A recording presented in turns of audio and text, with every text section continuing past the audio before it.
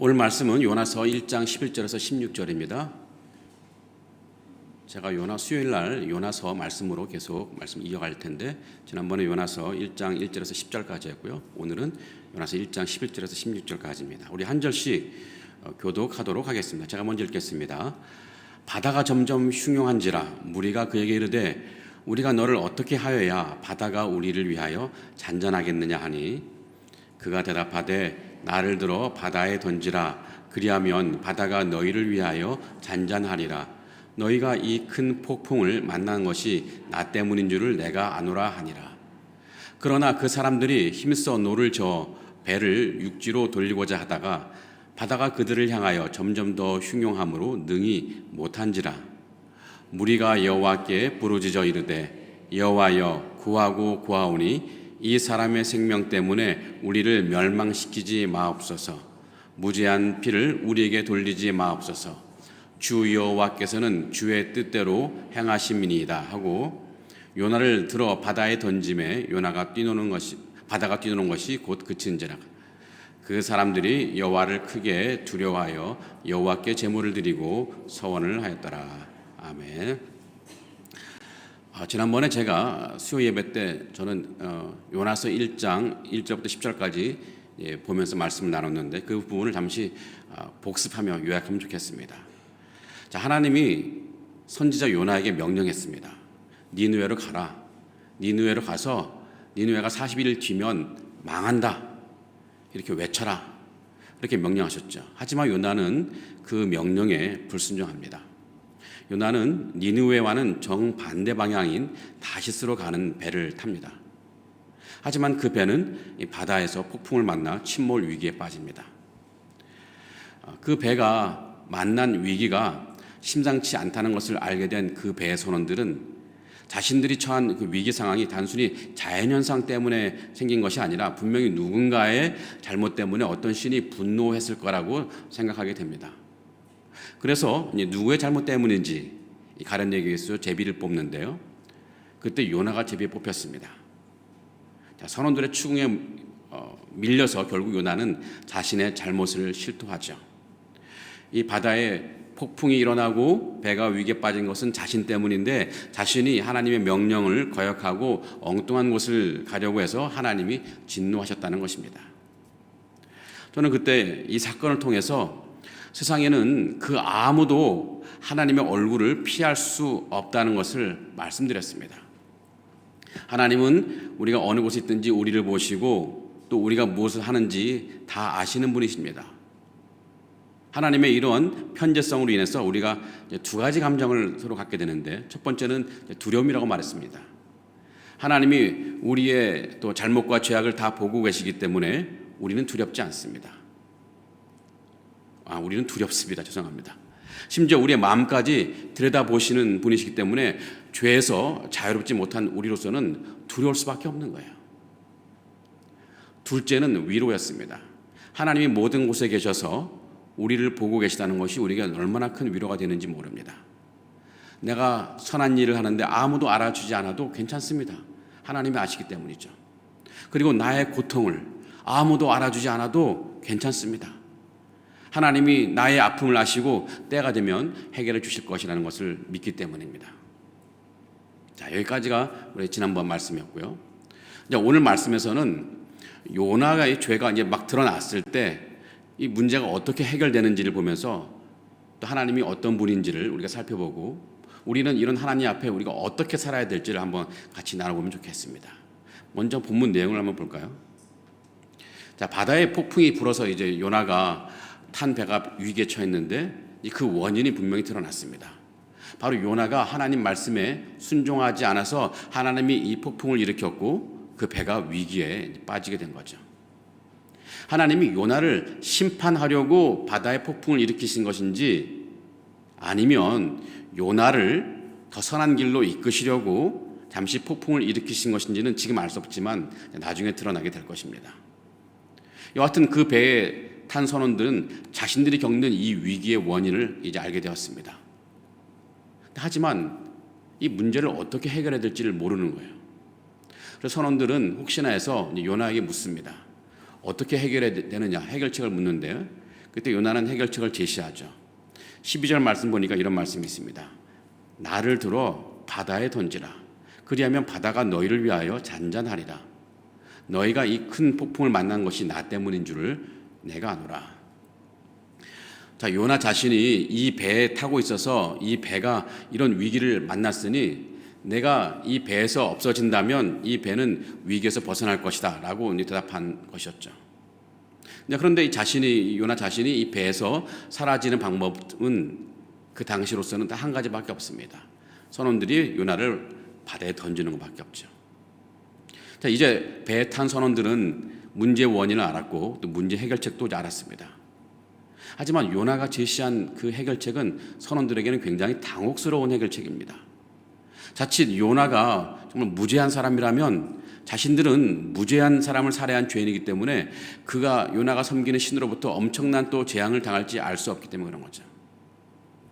그래서 선원들은 요나를 바다에 던지지 않고 요나를 배에서 내리게 하는 다른 방법을 찾아봤습니다. 그것은 이제 얼른 배를 육지에 대서 요나를 육지에 상륙시키는 것이었는데요. 그러면 이제 요나의 생명을 해치지 않고서 요나를 배에서 내리게 하는 그런 방법이었습니다. 여러분, 고대 사회에서는요, 이 배가 항해술이 이렇게 발달되지 않았기 때문에 이게 배는 늘 육지 가까이에서 다녔습니다. 연안을 타고 배가 이동했는데, 그래서 그들 생각에 조금만 힘을 쓰면 배가 육지에 닿을 수 있을 거라고 생각했습니다. 그래서 배를 육지에 대려고 애를 썼지만 헛수고했습니다. 바다가 오히려 더 사나워지는 거예요. 그래서 선원들은 할 수 없이 요나를 이제 바다에 던져버립니다. 그랬더니 정말 거짓말처럼 바다가 잔잔해졌습니다. 자, 오늘 우리가 이 말씀에 나타난 사건에서 하나님에 대해 알게 되는 것이 있습니다. 그것은 하나님은 모든 만물의 통치자라는 것입니다. 모든 만물의 통치자. 우리 지난번 말씀에서는 하나님은 모든 것을 보시고 모든 것을 아시는 분이라고 했는데, 오늘 말씀에서 알게 되는 것은 하나님은 세상 모든 만물을 다스리시는 분이라는 것입니다. 모든 것을 하실 수 있는 능력 있는 전능하신 분이기 때문입니다.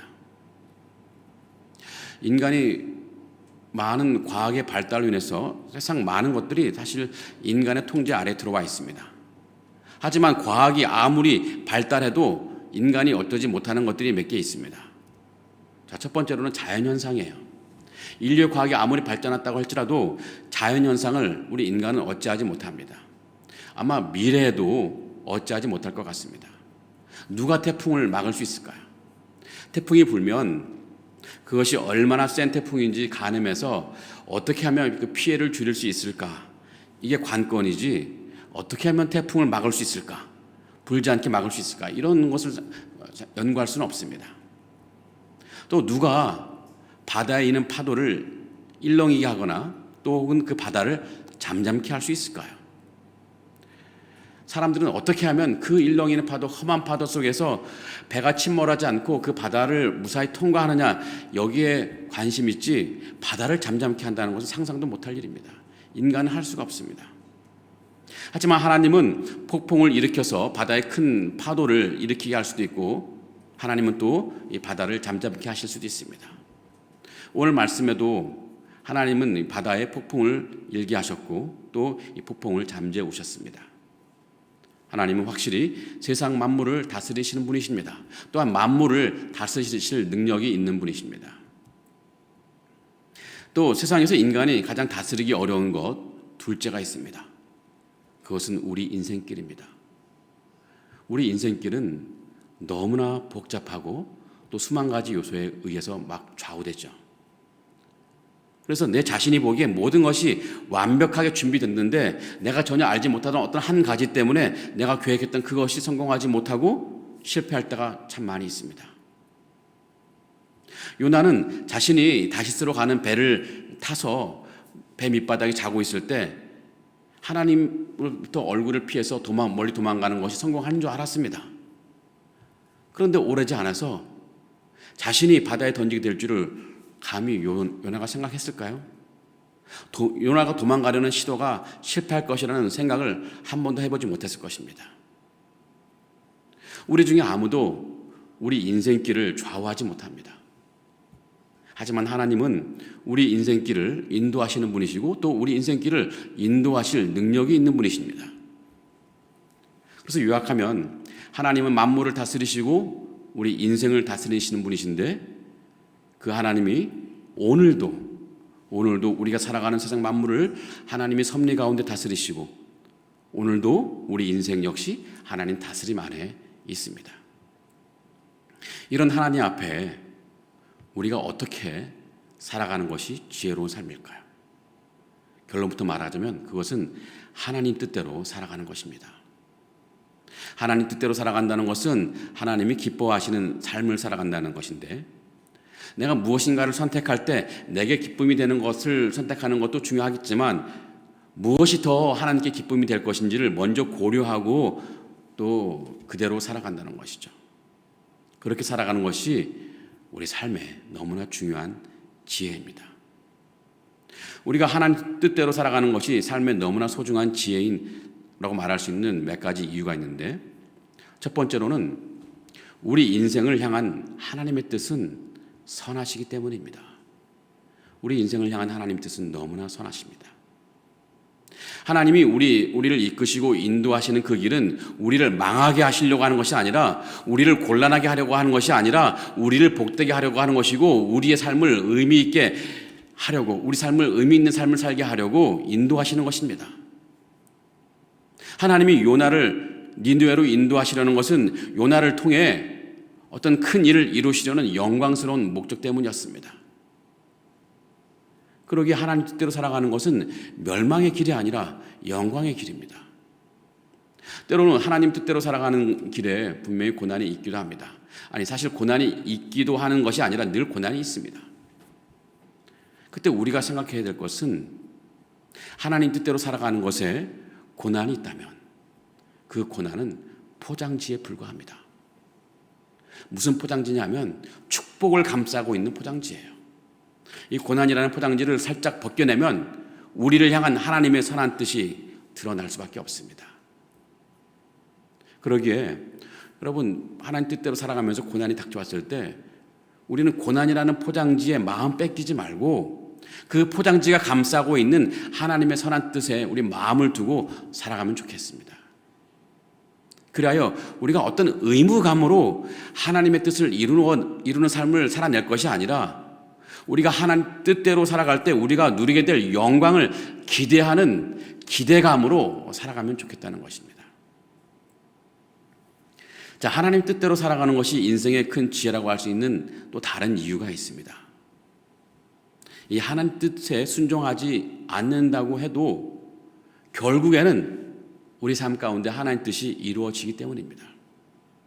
요나가 니느웨로 가는 것을 거부했지만 결국엔 요나는 니느웨로 갈 수밖에 없어요. 니느웨로 가게 됩니다. 우리의 인생을 다스리신 하나님은 결국엔 우리 삶을 하나님 뜻대로 이끌어 가십니다. 다만 처음부터 하나님 뜻대로 살아간다면 더 평안하고 복된 삶이었을 텐데 그러지 않고 자기 욕망대로 자기 판단대로 살다가 그 삶만 힘들어지는 것뿐입니다. 이 출애굽한 이스라엘 백성이 애초에 그냥 하나님 뜻대로 가나안 정복을 시도했다면 얼마나 좋았을까요? 아주 편하게 가나안 땅에 들어갈 수 있었을 텐데 순종하지 않으니까 40년 동안 광야에서 뺑뺑이 돌다가 뭔가 고생을 다 하다가 그 가나안 땅에 들어가야 했습니다. 어차피 가나안 땅 사람들과 싸워야 됐거든요. 싸워서 정복해야 할 땅이었는데 어차피 싸울 거라면 진작에 싸울 것이지 왜 40년 동안 고생하다가 들어갔을까요? 어리석은 것이죠. 여러분 많은 남성들의 로망 가운데 하나가 있습니다. 그 로망은 목공입니다. 자연인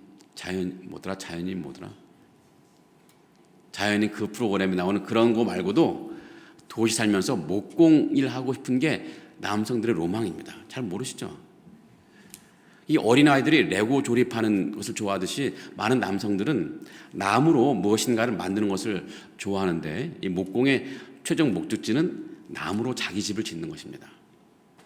미국에서는요 실제로 많은 분들이 자기 집을 실제로 자기 손으로 지어요. 또 자기 혼자 자기 집을 지을 수 있도록 이 모든 나무와 도구를 파는 곳이 있습니다. 이 홈디포라는 곳이 있는데 그 엄청난 큰 창고 매장이에요. 그곳에 가면 집을 짓는 데 필요한 모든 도구와 재료들이 다 있어요. 그래서 많은 미국인들이 그렇게 집을 짓고 또 집을 고치며 살아가요. 자, 이게 나무로 집을 짓는데 특별히 여러분 나무를 대패질할 때 여러분 주의할 것 하나 있습니다. 그것은 나중에 남편들에게 코치해 주세요. 이 대패질할 때 나무의 결대로 대패질을 해야 한다는 것입니다. 여러분 나무는요 순결 방향이 있고 엇결 방향이 있습니다. 이 결이 있는데 순결 방향이 있고 엇결 방향이 있습니다. 왜냐하면 나무에 나이테가 있어가지고 그래서 나무를 이 대패질할 때 막 칼로 밀고 대패할 때 이게 깎이는 결이 있는데 잘 깎이는 결이 있어요. 쑥쑥 밀려나가요. 이것이 순결 방향입니다. 이 순결 방향으로 대패질하거나 칼질하면 깎이는 면이 굉장히 곱고 또 힘이 덜 들어가요. 반면에 나무를 대패질할 때 자꾸 걸려서 가다가 밀리고 걸리는 경우가 있습니다. 이게 그런 경우는 이제 엇결로 대패질하는 경우인데요. 이 나무를 대패질하거나 또 칼질할 때 엇결 방향으로 한다면 힘은 힘대로 다 들어가고 나무는 자꾸 뜯겨나갑니다. 이 목질을 다 망가뜨려요. 그러게 나무를 깎거나 대패질할 때 이 결을 따라 순결 방향으로 나무를 대패질하는 것이 굉장히 중요합니다. 우리 인생도 하나님의 뜻대로 살아가는 이 순결 방향 인생이 있고 하나님 뜻대로 살지 않는 엇결 방향 인생이 있습니다. 하나님 뜻대로 살아가는 이 순결 방향 인생으로 살아간다면 우리는 힘도 덜 들고 그 삶도 굉장히 아름다울 수 있습니다. 하지만 하나님 뜻대로 살아가지 않는 이 엇결 방향으로 인생으로 살아간다면 힘은 힘대로 다 들고 고생은 고생대로 다 하는데 내 삶은 엉망이 될 수가 있습니다. 그래서 이게 애써서 여러분 엇결 방향으로 살아갈 것이 아니라 순결 방향대로 살아가는 우리가 되어야 한다는 것입니다. 자, 그런데 이 문제가 있습니다. 우리가 순결 방향대로 살아가는 것, 하나님 뜻대로 살아가는 것 너무나 좋은지 알지만 그게 쉽지가 않습니다. 우리가 이 하나님의 결대로 살아가지 못하는 이유가 또 몇 가지 있는데 첫 번째로는 몰라서입니다. 몰라서. 하나님 뜻대로 살고 싶은데 하나님 뜻이 뭔지 몰라요. 어떻게 하는 것이 하나님 뜻대로 사는지 몰라요. 요나가 탄 배 선원들이 그러했습니다. 요나가 탄 배 선원들은 요나를 바다에 빠뜨리는 것이 요나가 섬기는 하나님 뜻인지 아니면 요나를 살려두는 것이 하나님 뜻인지 알지 못했습니다. 그래서 우왕좌왕하는 거예요. 마치 이 초보 목수가 경험이 없다 보면 나무의 이 어느 방향이 순결 방향인지 엇결 방향인지 잘 몰라요. 실제로요, 나무에서 보면요, 나무의 어느 방향이 순결 방향인지 엇결 방향인지 잘 육안으로 잘 보이지 않습니다. 그래서 초보 목수는 엇결 방향으로 이게 대패질하다가 나무를 망치는 경우가 종종 있습니다. 그런 것처럼 무엇이 하나님 뜻인지 잘 분간 못해서 하나님 뜻대로 살지 못하는 경우가 굉장히 많이 있습니다. 자, 하나님 뜻대로 살고 싶은데 무엇이 하나님 뜻대로 사는 것인지 잘 모를 때 우리는 어떻게 하면 좋을까요? 자, 여러 가지 있긴 하겠지만 제가 말씀드리고 싶은 것은 우리가 성숙한 그리스도인이 되는 것입니다. 마치 좋은 목수가 되면, 경륜이 많은 목수가 되면 이 순결 방향과 엇결 방향을 자연스럽게 알게 되는데, 그렇듯이 성숙한 그리스도인이 되면 무엇이 하나님 뜻인지 무엇이 하나님 뜻이 아닌지 감각적으로 알아요. 느껴져요. 이 자연스럽게 구별할 판단력이, 분별력이 생긴다는 것입니다.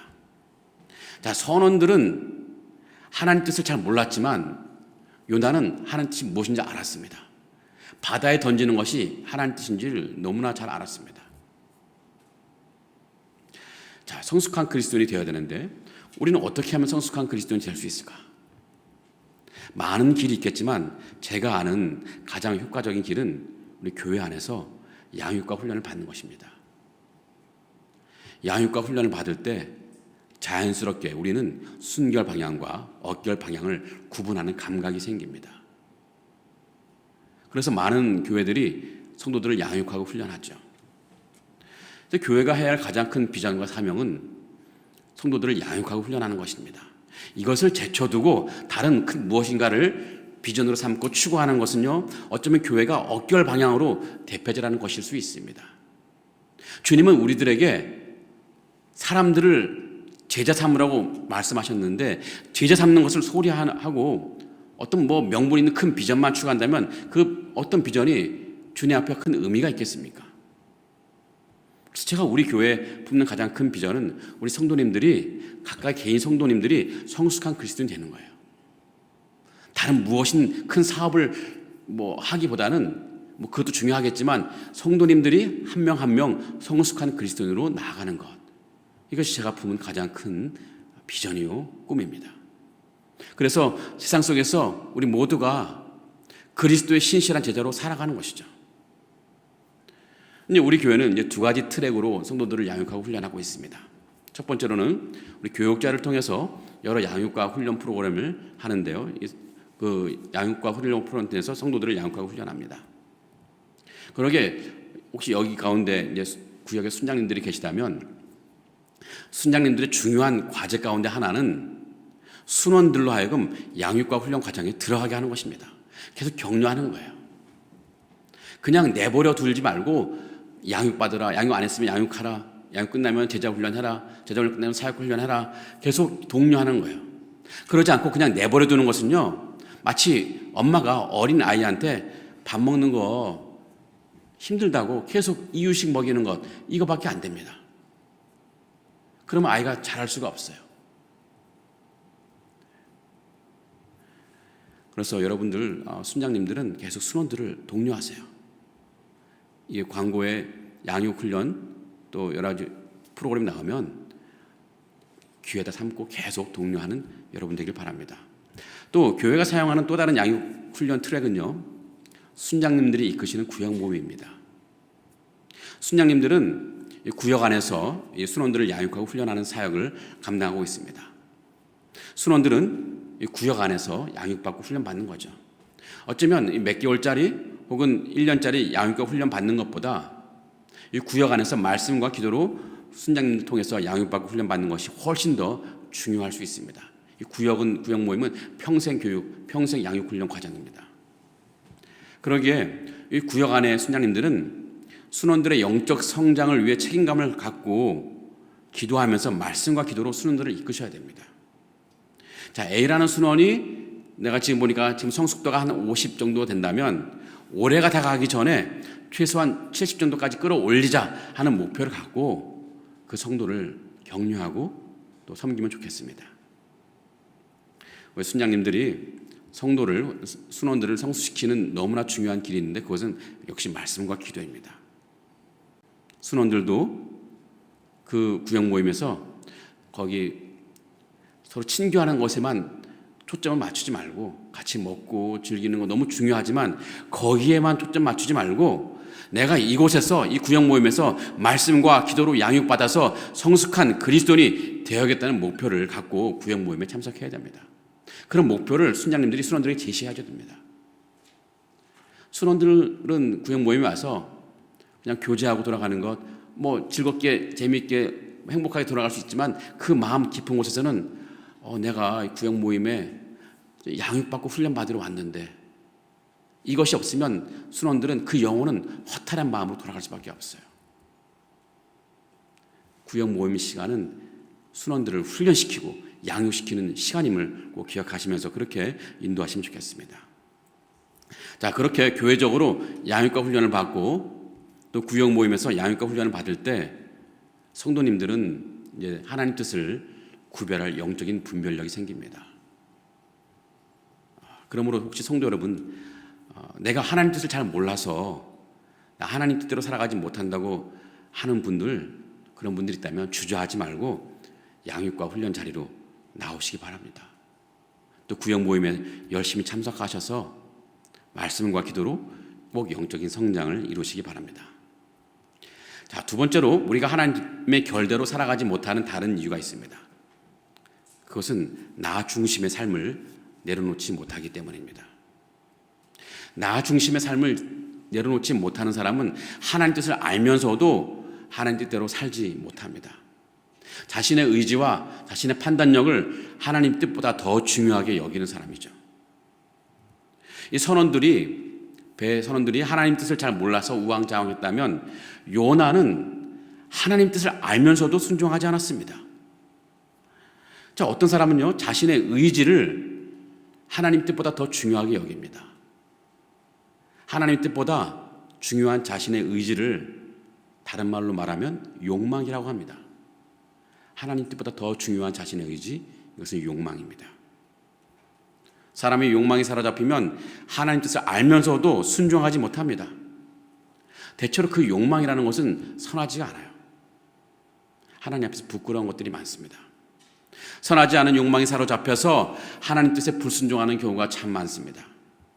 여러분, 이 구약 성경에 나타나는 이스라엘 역사 가운데 끊임없이 지적되고 비판받는 것은 이스라엘이 자신의 욕망 때문에 하나님 뜻에 불순종한 그 역사입니다. 그 과정에서 얼마나 많은 이스라엘 백성들이 고생해야 했습니까?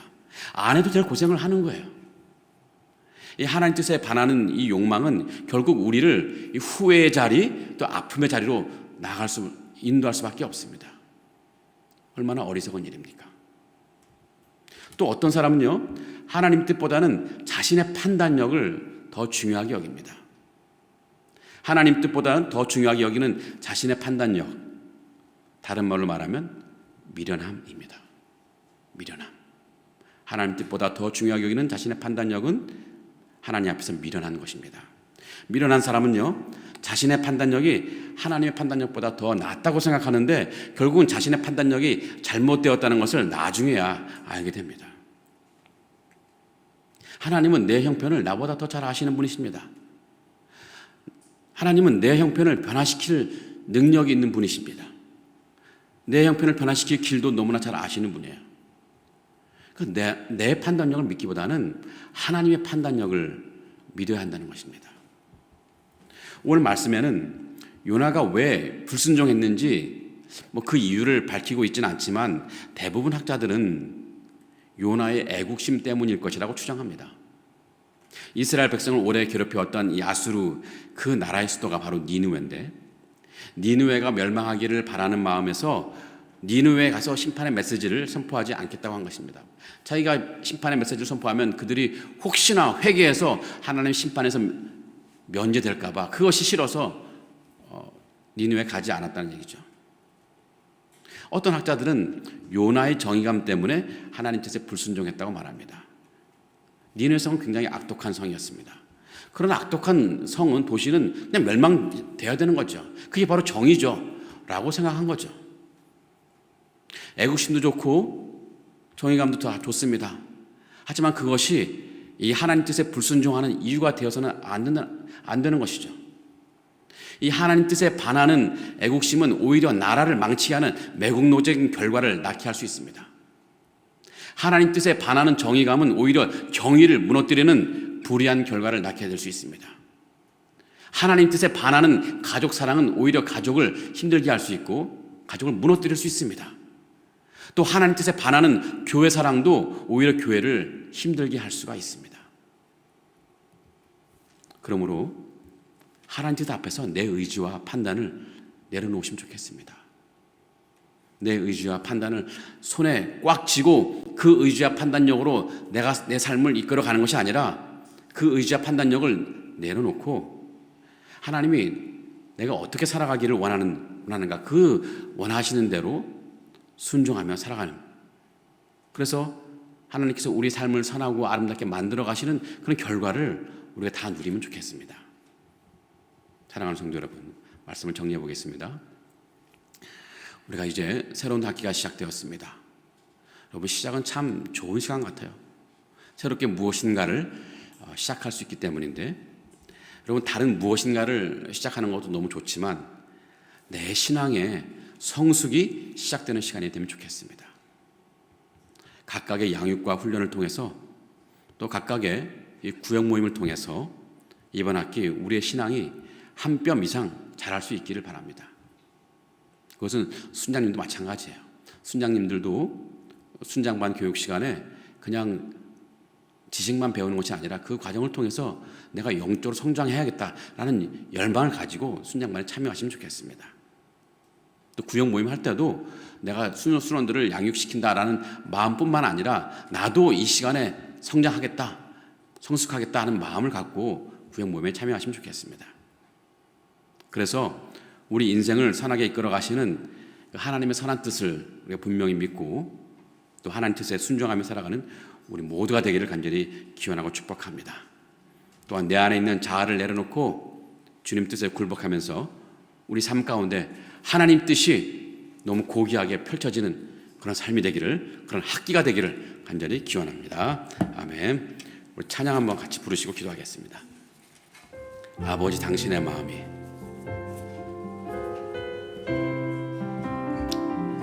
아버지 당신의 마음이 있는 곳에 나의 마음이 있기를 원해요. 아버지 당신의 눈물이 고인 곳에 나의 눈물이 고이길 원해요. 아버지 당신의 바라보는 영혼에게 나의 두 눈이 향하길 원해요.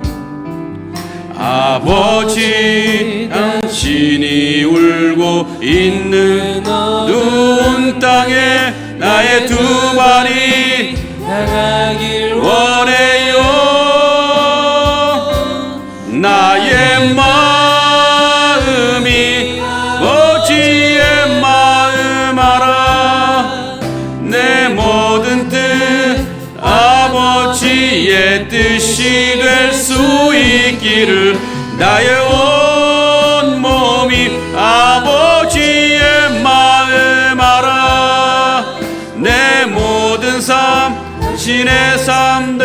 우리 한 번 더 하겠습니다. 아버지 당신의 마음 있는 곳에, 당신의 마음이 있는 곳에 나의 마음이 있기를 원해요. 아버지 당신의 눈물이 고인 곳에 나의 눈물이 고이길 원해요. 아버지 당신이 바라보는 영혼에게 나의 두 눈이 향하길 원해요. 아버지 당신이 울고 있는 어두운 땅에 나의 두 발이 향하길 원해요. 나의 마음이 아버지의 마음 알아.